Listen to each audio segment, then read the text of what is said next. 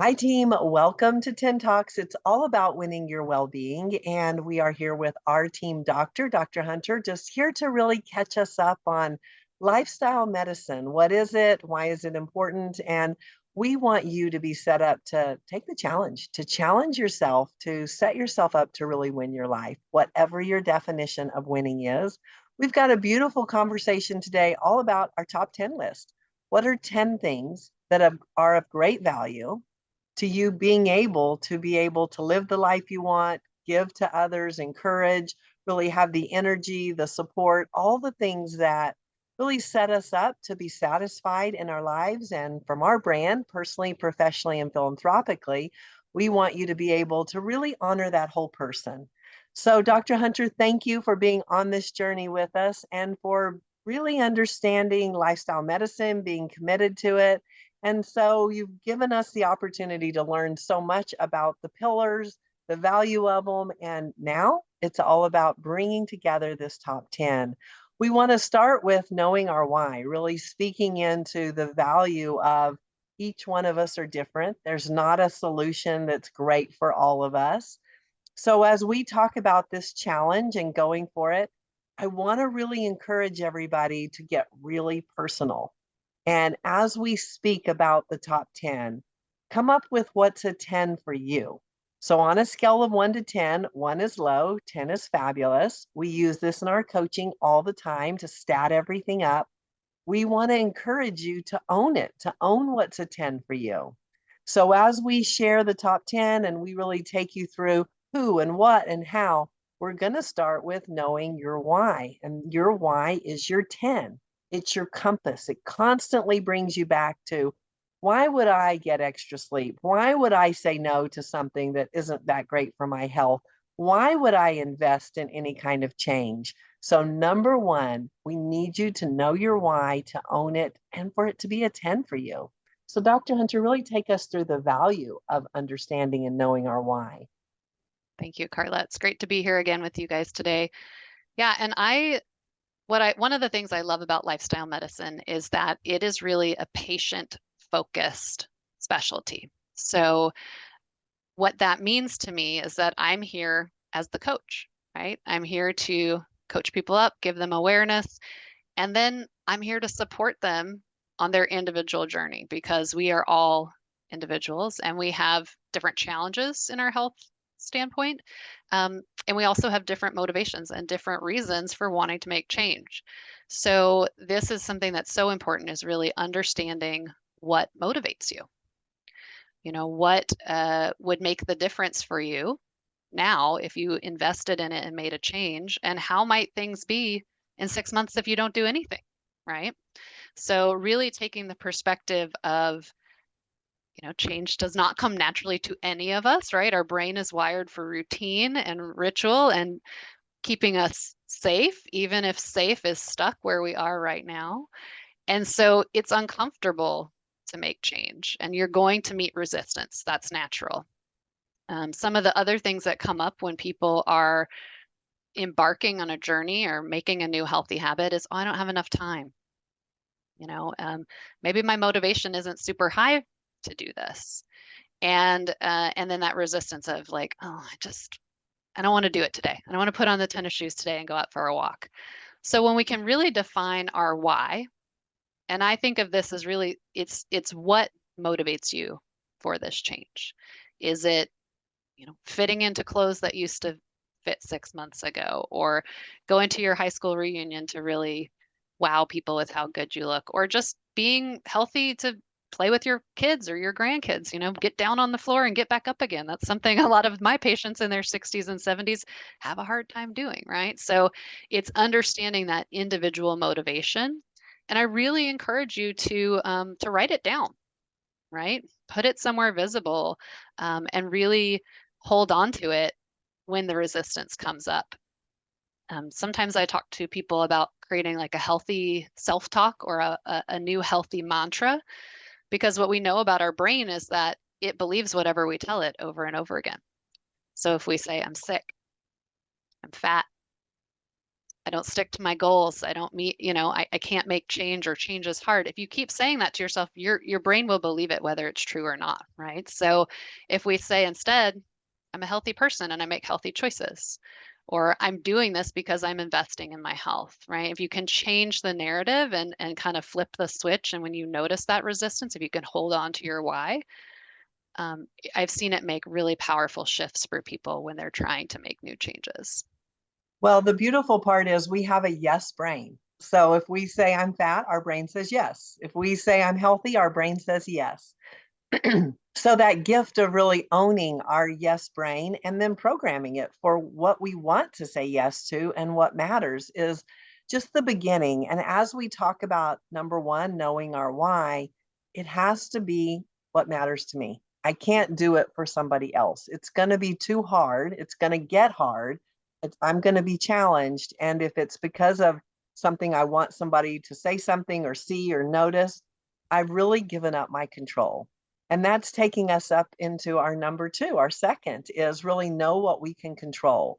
So, number one, it's all about knowing our why and really getting personal with make this what matters to you, make it a 10. Second, as you're testing that, knowing your why, which is what motivates me, do I have control over it? Do I have the ability to win this, to go for it? Yeah, and this is one of my favorite things about lifestyle medicine is that it gives us back control. Um, there are so many things in the world that are out of our control, right? And so many difficult and challenging things that we don't really have a way to make an impact on an individual level.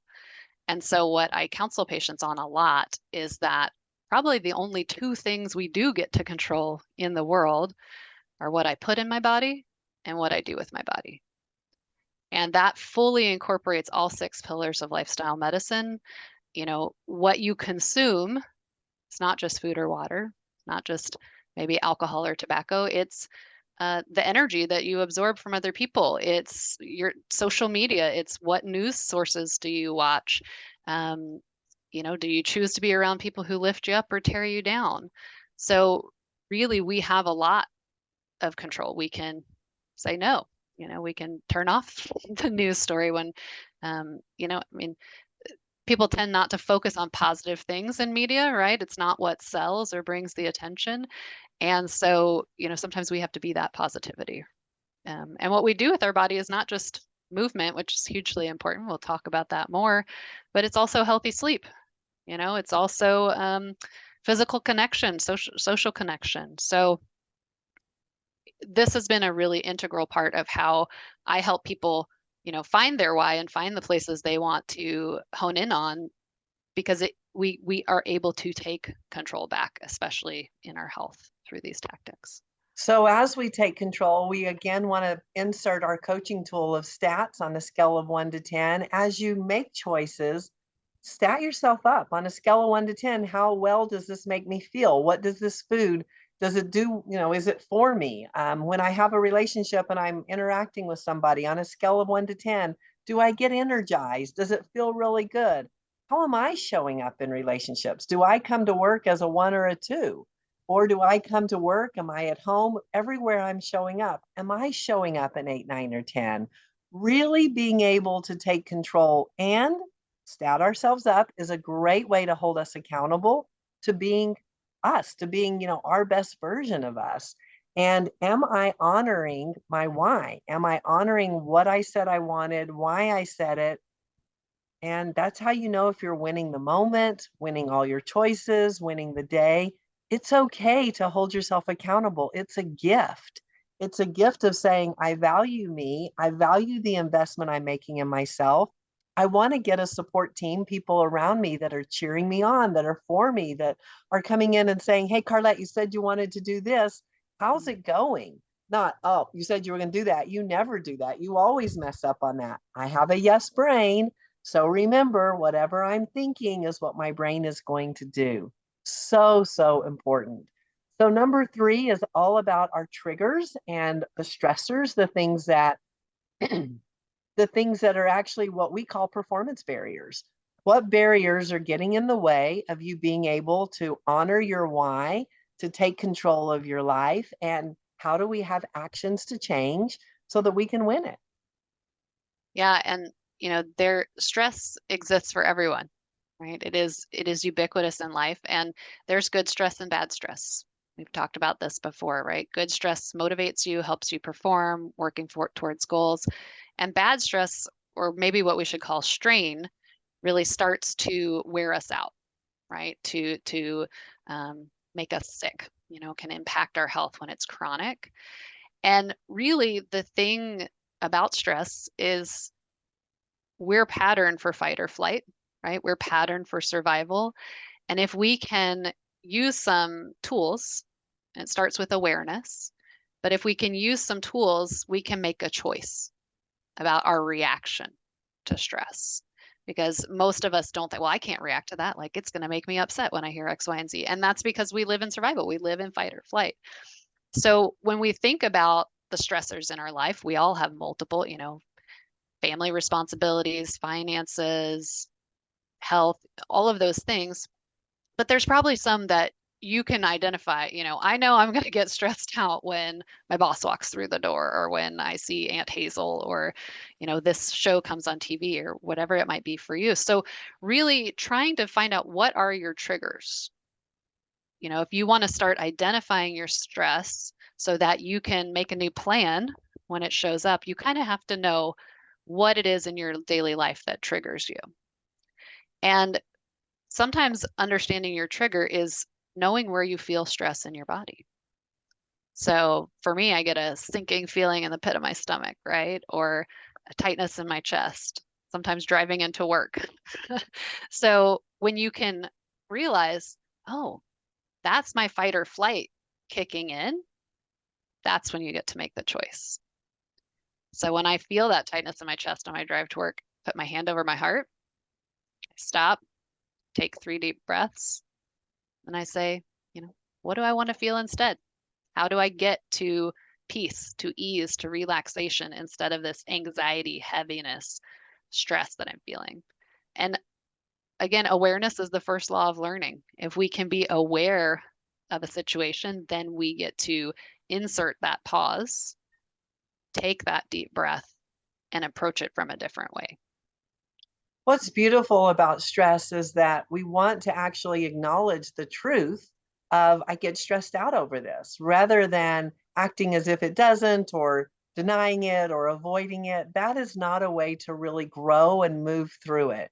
Owning it, understanding, wow, this really stresses me out. I feel it in my heart. Great. Then what's my action to change? Like, what do I want to do about it? That takes me back to me being in control. I'm Right. really owning that this it's personal. These things stress me out. Just because they don't stress you out doesn't mean it's not stressful to me.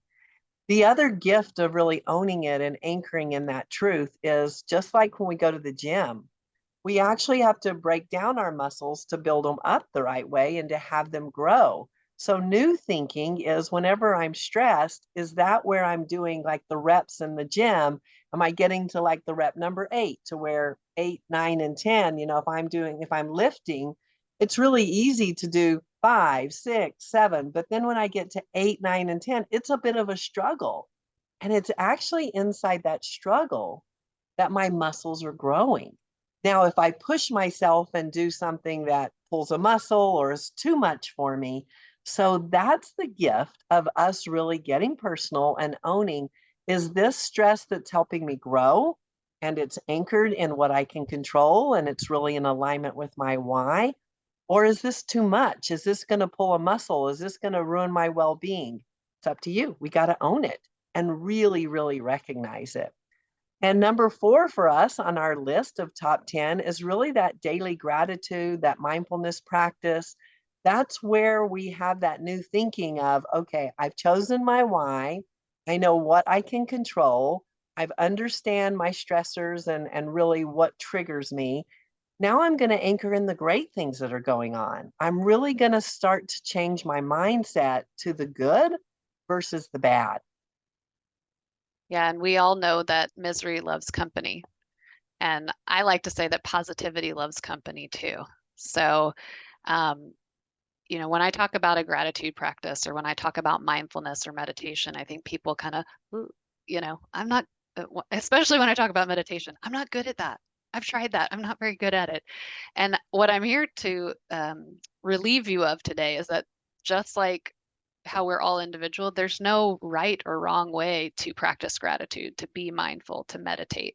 It really just requires presence, right? It's being where your feet are and noticing the world around you instead of just rushing and pushing through, right? So these practices, they could be separate or they could be combined, right? You can practice mindfulness while you're walking and noticing things around you or being in awe of the sunrise or sunset, being grateful for the fall colors, being mindful of what sensations am I having in my body right now? What can I hear? What can I smell? Do I feel the wind on my face? Just walking in nature and taking time to enjoy the beauty around you is a form of meditation. So it's really about slowing down, carving time out for that quietness and that presence, and making it a practice, right? We're not great at working out when we first start, and we don't perform day one at 100%, right? We've got to go to the gym, we've got to do the cardio. And it's the same with gratitude or meditation or mindfulness, that when we start, we may not really know what we're doing. But it's the intention that I'm here to learn and I'm here to incorporate these positive tools in my life that can help with stress reduction. We know that deep breath is incredibly soothing to our nervous system. It takes us out of that fight or flight. It stimulates the parasympathetic nervous system, which is part of that rest and relax. And the more we build that in, the more we take time to focus on our breathing or focus on the quiet beauty around us or name the things that we're grateful for, that helps us anchor into that during times of stress, right? So we practice being at peace and ease when we're not in stress so that when we are in stress, we can access that. It's a muscle. We're building that muscle. So we've got some muscle memory of gratitude versus the muscle memory of stress. It's like, okay, every time I am feeling overwhelmed or just not so fabulous, what can I redirect my brain to really find the simple things, the things that I'm grateful for? And I love the winning strategy of those deep breaths. I mean, again, I have total control over my breathing. I have the ability to win my breathing. And as we move into number 5, which is self care, which is the key to really understanding me personally, setting myself up to win my moments, my day. What's so valuable about us really taking control of this and, most importantly, respecting the value of it? Yeah, a lot of people have a misconception about self-care. Either they think it's selfish to take time out to invest in yourself, in your wellness, or they think it's kind of superficial things like I'm going to go get a pedicure or I'm going to take a bubble bath.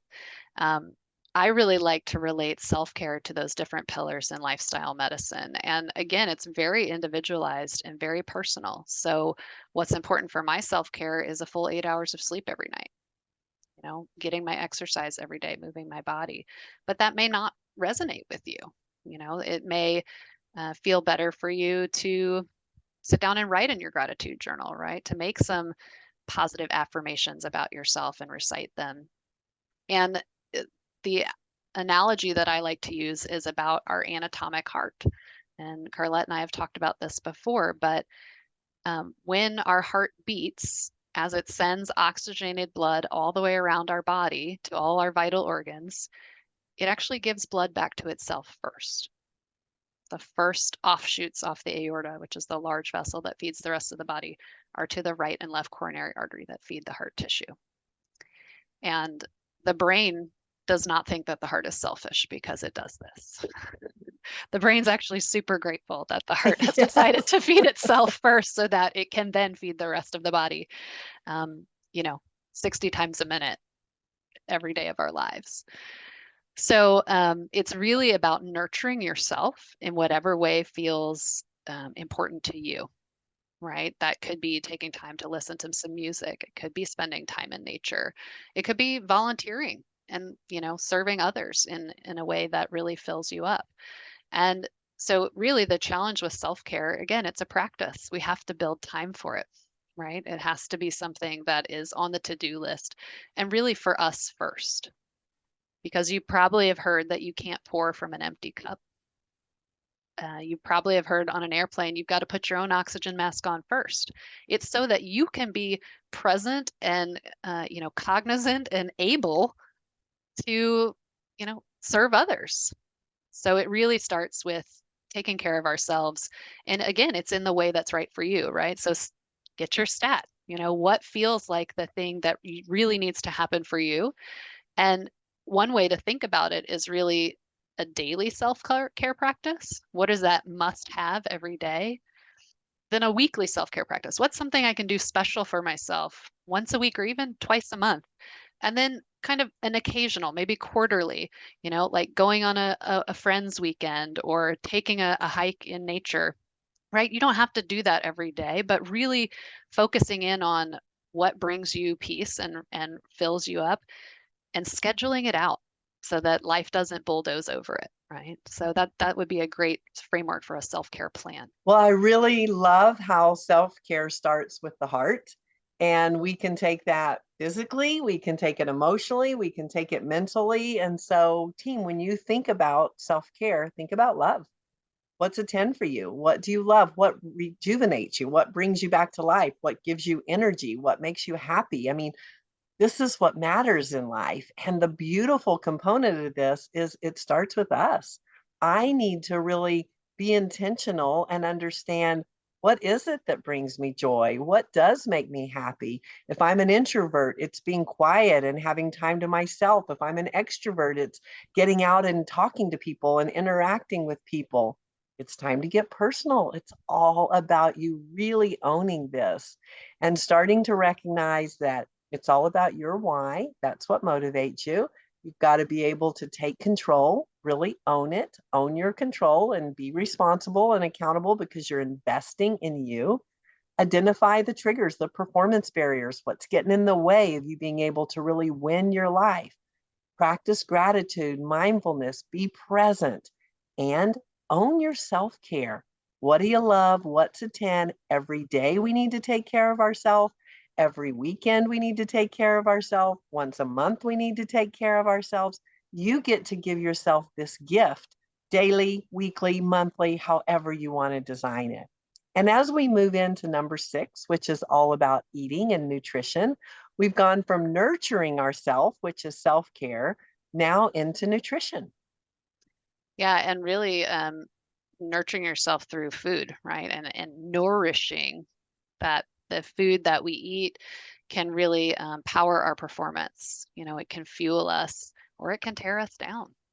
And I was listening to a dietitian in lifestyle medicine talk, and we make over 220 food choices a day. I mean, those are a lot of opportunities where you're doing this action and you can always choose differently, right? You can make a better choice. I always talk about the 80-20 rule. We don't have to do this perfect, but we have to be consistent and we have to be committed to making a healthy choice. So in lifestyle medicine, we really focus on a whole food, plant-focused diet. So minimally processed, lots of fruits and vegetables, as many plants as you can get on your plate every day. And I really think about this, and I encourage patients to eat the rainbow. And the USDA recommends we get 7 to 13 servings of fruits and veg per day. That's a lot of work for a lot of people. In the rainbow diet, it's 5 at a minimum, right? So 1 serving of fruit or vegetable in each color of the rainbow: red, orange, yellow, deep leafy green, blue, or purple. When you eat through that rainbow, you get 5 servings of fruit and veg a day. It's about 3 times what most people get. And you really get to access all of those amazing plant chemicals that exist throughout the plant kingdom that do awesome things in our body. Because what's in red, the actual chemical makeup that produces that red pigment is hundreds of different chemicals and they don't exist anywhere else. So what's in blue or purple? What's in leafy green? If all you ever have is your banana and an orange, that's your fruit for the day. You're missing out on berries. You're missing out on the red family. So we really have to, again, be consistent and access that variety that the plant kingdom offers to us, because these plant chemicals, we call them phytonutrients. We also call them antioxidants. And when we think about food as fuel, this really can be the make or break for your performance, right? And when we train, when we break down those muscles to build them up again, we also need to get rid of toxins. Mm. We need to support healing and regrowth. And that is what plants do for us. Those antioxidants, reduce inflammation. Also, plants are the only source of fiber, which is hugely important for our gut, our microbiome, which we've talked about before too. So we really, when we can access across that variety and that color of the plant kingdom, we're supporting our bodies. We're really fueling and nourishing our bodies for peak performance, whether it's just your day-to-day life or an event you're training for. Well, and peak performance is me being able to be the person I want to be, whether I'm an athlete or whether it's just a matter of being a life athlete and I'm owning my day. We want to show up. And the gift of this is that we are making food choices. Let's just choose a 10. And the way we can figure that scoreboard out is when I put something in my body on a scale of 1 to 10, does it give me the result that I want? So sure, chocolate makes me feel fabulous in the moment and I love it and it's a fun little hit. Is it giving me the nourishment, the sustainability? That's you getting to really own your well-being and be for you. Be for what's a 10 for you. And really take on the challenge of being curious. Like when I eat this, immediately what's my stat? It was a 10 because it tasted good. Okay, and now how am I feeling? Am I starting to drag? Am I not feeling as productive? It's all about you owning this and being so, so intentional. So we know that what we put in our mind really matters in terms of what we're thinking from a gratitude perspective, from a positivity. We know what we're putting in our mouths and how we're nourishing our body. Now let's talk about sleep and the power of it. It's number 7 on our top 10 list, and it's all about really prioritizing your bedtime routine and understanding that yes, what happens when I go to bed sets me up to win the next day. Absolutely. And we all know that when we're sleep deprived, it's harder to make healthy choices because your brain just goes to comfort zone. What's going to get me through? Um, so in lifestyle medicine, we recommend 7 to 9 hours of restful sleep. And this is such a problem for so many people. And there is a culture in this country of sleep is not a necessity, right? You have probably heard, I'll sleep when I'm dead. That will be sooner than later if that is how you run your life. Um, Short duration sleep is one of our, hallmarks for cardiovascular disease, for obesity, for developing diabetes. So it really does affect all of our lives and all of our health. And I hear from a lot of people, well, I just can't fall asleep, or I can't stay asleep. And there are things that we can do to really optimize our sleep. One of the coolest things I learned in my training is that sleep is not just the 7 to 9 hours at night that we're trying to get our eyes shut. It's a 24-hour cycle. And that everything we do before sleep and during sleep and after, it adds up to better sleep or worse sleep. So there's the idea of what we call sleep hygiene. We all know about brushing our teeth and daily hygiene and even hygiene in the gym, right? Getting that cardio in, doing those reps. And for sleep, it's just as important. And it really goes into how do I prepare myself for sleep? How do I cue my brain in? How do I get that ritual going so that my brain knows we're getting ready to rest and it can kind of go into power down mode? So it's one of the biggest things that I see when people have trouble falling asleep is these screens that we spend so much time on, whether it's your phone, whether it's a TV, whether it's a tablet. The blue light from these screens goes directly to our brain through the back of our eye, our retina, and it says, "Hey, the sun is up. Do not make melatonin." We all know that melatonin is important. It's for sleep initiation do not make melatonin. The sun is high in the sky. So one of the biggest interventions that has been the most effective for my patients is setting aside the screens for at least 30 minutes before bed. Mm. And if you have a, real hard time falling asleep, it might even be an hour or 2 hours, right? You'll have to stat it out and find out what's right for you. But for most people, they can kind of agree to 30 minutes. It's not that big of a time chunk. And then the gift that you're giving to yourself in those 30 minutes is a calming bedtime routine. Because when we can kind of really create that ritual, get the brain on board with this is what we do before we sleep, it will help you fall asleep much easier. And there are a lot of things that you can do. A warm shower or a tub soak really will prepare your body for sleep. Our core body temperature has to drop for us to fall asleep. And exposing the limbs to that warm water opens up the blood vessels and it pulls heat out of the core. So it can be a really helpful tool. Things like yoga, stretching, foam rolling before bed do similar things. Meditation, gratitude practice. This is the time to get out your journal. This is the time to take 5 deep breaths and reflect on the day and you really write down what were the things I'm grateful for. So it's a really nice time to incorporate your self-care, right? Now you have 30 minutes. What are you going to do with it? And it can really, really impact people's sleep. The other thing is if you're in bed and not sleeping, that's another really hard place that I work with people on because your brain associates what I do in bed from 10 p.m. to midnight is lay here awake, right? You're creating a habit. So if you're trying to go to sleep and you can't, whether it's going to sleep or the middle of the night trying to fall back asleep, getting out of bed, keeping it dim, doing some quiet, do your deep breathing then, listen to a guided meditation, read a paperback book, but don't stay awake in your bed because you're training your brain that that's what you do there. We really want the brain to associate the bed and the bedroom with sleep. We want it to be dark. We want it to be cool. We want it to be comfortable. So really optimizing that environment as well is hugely important.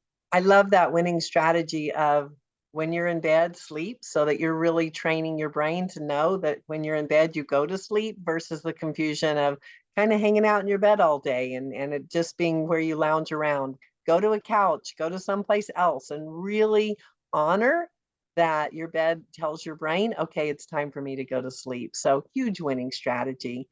Our next one is really being able, it's number 8, and it's about healthy levels of alcohol. So winning with wine, winning with, having a great beer, whatever it is that matters to you. What's a 10? How, when I drink, how do I feel on a scale of 1 to 10? Is how much I'm drinking affecting me? All of this matters.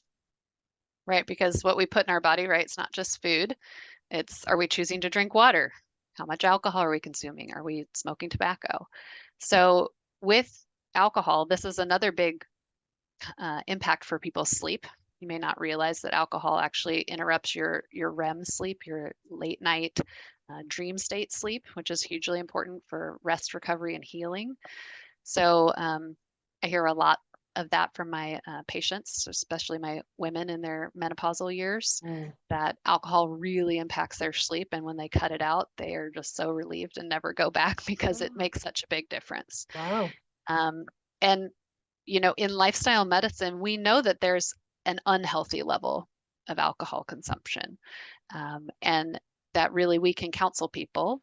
We've talked about this before. It's 7 drinks a week for women, 14 drinks a week for men. I used to think that was hugely unfair. And it's actually physiologic. So women have less of the enzyme called alcohol dehydrogenase in our stomach that breaks down alcohol. So the alcohol we consume has twice the effect on a woman as it does on a man. That's why they get 14.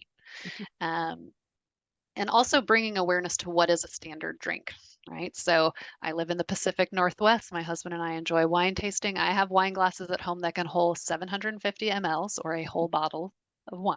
Yeah. So that glass is not a standard drink. Yes. A standard glass of alcohol or of wine is 5 ounces. Beer is similar. If you get a pint of beer, 16 ounces of beer at a restaurant, That may be 2 or on your way to 3 servings, depending on the ABV, how much alcohol is actually in that beer.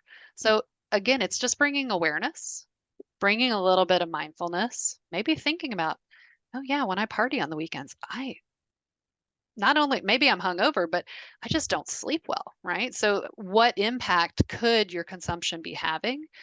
And the thing in lifestyle medicine is we don't know if there is a healthy level of alcohol use, right? We know what's unhealthy, but there are many medical problems that are linked to alcohol use. For women, the statistic I like to share is that 3 or more drinks a week has a 15% increase in your breast cancer risk. And it's not really talked about, right? I mean, the Surgeon General plasters all over a pack of cigarettes, this can cause lung cancer and low birth weight and blah, blah, blah. And it's not as prevalent with alcohol. We don't talk about it as much. So it's kind of a less is more situation. And again, when you're thinking about your stats, if you're going to commit to, maybe I will try to get 3 drinks a week. Maybe I can stay under that level. Then really enjoy those, right? Yes. Go top shelf if you're going to make this less of a habit, because for so many of us, that's what alcohol is. It's a ritual. It's how we celebrate. I'm from Louisiana. We don't do anything without food and alcohol. Um, and so we can find other ways to celebrate. You can celebrate with a mocktail. You can pour your sparkling water into a champagne glass if you want, right? Or just change the ritual. Have a cup of hot tea if you want something at the end of a long day. So um, you might notice if you do start cutting it down or just bringing that awareness to how, what is my actual alcohol consumption, that if you cut back, you might not crave it as much, right? Mm. You might break that cycle and that habit, and then you get to really enjoy it. If you choose that, yeah, 3 drinks a week, that's a 10 for me. Get to enjoy my life, celebrate a little bit, but I don't need that 7 or 10 that I used to do. So it's all about you and your goals Mm. too, right? And determining what's a 10 for you. I mean, that's the gift of it. If having wine is a 10 for you, fantastic. Enjoy it and find what's a 10 in terms of really knowing from a well-being perspective. If the science says 3 glasses is what's a 10, then let's figure out a way to make that a 10 in our life and to really be aware that if I go for the fourth, it's okay. It's my choice. And I just want to be able to be very intentional about my choices, and are they for me? Are they anchored in really knowing my why? And I have the ability to control what choices I make and what choices I choose not to. There's no right or wrong. It's just a matter of you choosing you. That's what matters so much. And as we move on to number 9, it's all about finding your heart tribe. And I love that we've talked about when we start with our self care, it's about our heart, literally, physically, being able to pump to our to ourself and to take care of our blood. And so now let's move out of our body and into our community and into our interactions in our environment and say, who's my tribe? Who really makes my heart feel like a 10? Who gives me energy? Who's for me? Who supports me? Who cheers me on? Who's really living that life that I want to live? And we're in alignment to be for each other. Yeah, we evolved as social creatures, right? We lived in tribes, clans, and sometimes that's not great, right? There's a us versus them mentality. We have a lot of that as humans. And being in close social connection with others, especially with healthy, nurturing relationships, is so important for our health. I mean, I think we saw this in the pandemic and during lockdown, right? I mean, it's affected and impacted so many people and families when they couldn't be together. Um, and so we really kind of understood the basic foundation of how important social connection is. We know that people who have high levels of social connection live longer. They have better immunity. They can rebound from stress. It builds resilience. This idea of we can sway in the breeze, but the trunk doesn't snap, right? We can come back from adversity. And think about it. We hear the term, it takes a village, right? If you have kids, it takes a village. So having those people on your team, right? Are you part of a team that is for you, that is helping you be your best self? The person who you can call and anything you ask, they're there for. The interesting thing about healthy relationships is they're very much like blood vessels. You know, we keep talking about the heart in this, but it's a connection, and there's a reciprocal flow of nutrients. So it might be your turn to vent in your relationship, but the next time you get together, maybe you're the listening ear, right? So it's a give and flow. It's a healthy, dynamic, and flexible communication or flexible connection. So maybe you've lost touch with someone, but when you get back together or you make that phone call, it feels like you never left, right? Those are the type of people you really want to think about. So we all probably could identify someone that after we leave the interaction, we're like, oh, well, that again, so there's unhealthy relationships too.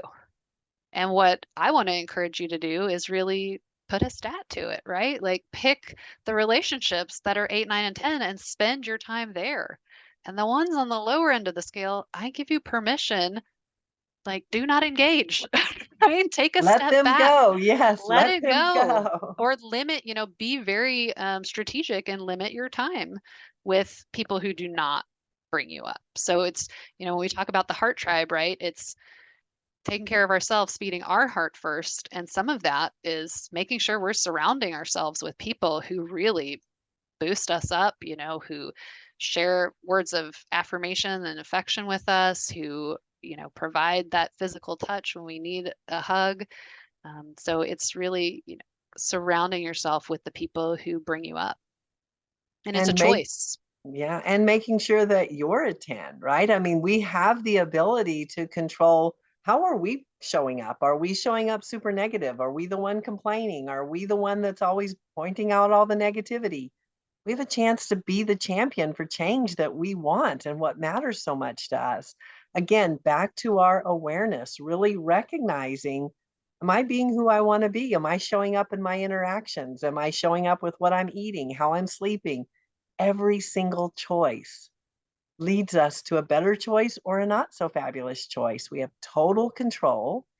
And our number 10 out of our 1 to 10, we've given you 10 winning strategies, all about really how to win in your life every day. These things matter so much. And our 10th winning strategy is physical activity. It's all about the movement. So, number 1, we speak and know our why. Number 2, we know what we can control. Number 3, we identify what stresses us out or triggers us. Number 4, it's all about daily gratitude and understanding, being mindful and be where our feet are. Number 5, self-care. Remember, start with us. It's all about our heart. Number 6, eat from the rainbow, really nurture and with that nutrition. Number 7 is prioritizing our bedtime routine. Number 8, healthy levels of alcohol consumption. Number 9, finding our heart tribe. And number 10, let's move. Yeah, physical activity is just so important for me personally. It's one of my love languages is physical touch, and it's one of my self-care regimens is just moving my body. And we were not created to be sedentary. And in today's workplace, 80% of jobs require no physical activity. So you may have heard that sitting is the new smoking. Being seated for 4 hours has the metabolic equivalent of smoking a pack of cigarettes in your heart. None of us would go out and pick up a pack of cigarettes at this point in time. We kind of know that's a bad thing for us, but many people don't bat an eye of binge watching Netflix, on the weekend for 8 or 12 hours. And that can really be taking a toll on our bodies. And in lifestyle medicine, physical activity isn't just cardio. It has many components. Um, Cardiovascular activity is one of them, but muscle building and strength training, as well as balance and flexibility training, we really want to work these in throughout our week and keep it varied and keep it interesting, right? If you do the same thing day in and day out, it's pretty boring. So really, how do we work in these different types of physical activity for our optimal health? And also knowing that just moving matters. I like to say all movement matters. So we think about, there's structured physical activity, going to the gym, running on a treadmill, swimming, biking, playing soccer, doing those sorts of things that you love. But there's also lifestyle activity, walking your dog, right? Taking the stairs at work. I like to park at the end of the parking lot. Then I get a couple minutes of movement just, on the way to and from my car. So don't discount these little changes in adding up to big changes in the end or big improvements in your health. So really, some people say, "Oh, I'm not into exercise. That doesn't work for me." And I just say, "What do you like to do?" Right? Think about ways that in your daily activity you can get some body movement, aggressively clean your house, right? Mhm. Mopping and sweeping and scrubbing the baseboards, right? That all counts. One of my patients is painting right now, her home. And she was like, "Yeah, I don't think a couple months ago before I started my walking program, I wouldn't have been able to climb up this ladder with two Yeah. cans of paint."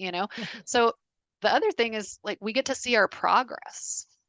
And when we focus across those different types of physical activity, it's what we call cross training.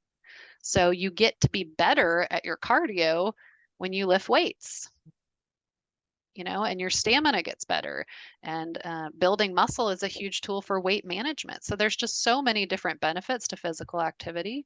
And really, the challenge here is find what you like to do and just Mhm. work it in, right? Yeah. 10 minutes a day has really been shown in studies to, improve our heart health, change your mood, drop your blood pressure, stimulate your metabolism. So maybe that's the goal. 10 minutes of walking on your lunch break or after dinner. Well, what's beautiful about really knowing how much movement matters is connecting it to our heart tribe. Grab somebody and go for a walk together, have those conversations, connect. It's just beautiful to see how this all goes together in so much of a way that we're connected to our well-being. We have the ability to control it, to win it, and most importantly, share it with the people that we love. We're going to be sharing our life with each other. Let's do it in a healthy way. Let's just take small movement, small changes that create really big impacts. So, Dr. Hunter, thank you so much for the gift of being our doctor, our lifestyle doctor, and really being for our team and educating us, encouraging us, inspiring us, teaching us. And, team, we want to set you up to really accept the challenge.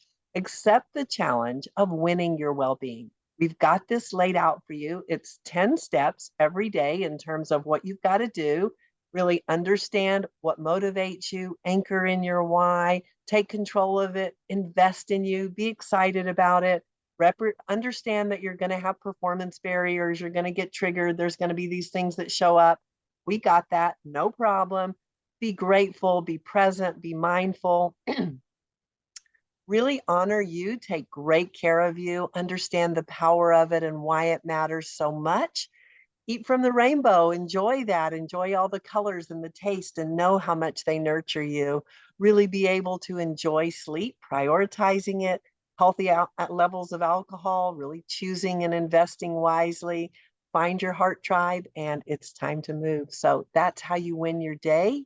By the time you win your day, you start winning your life. We are for you, and we look forward to being on your support team as you accept the challenge. Thank you, Dr. Hunter. Thank you, Carlette. I enjoyed it.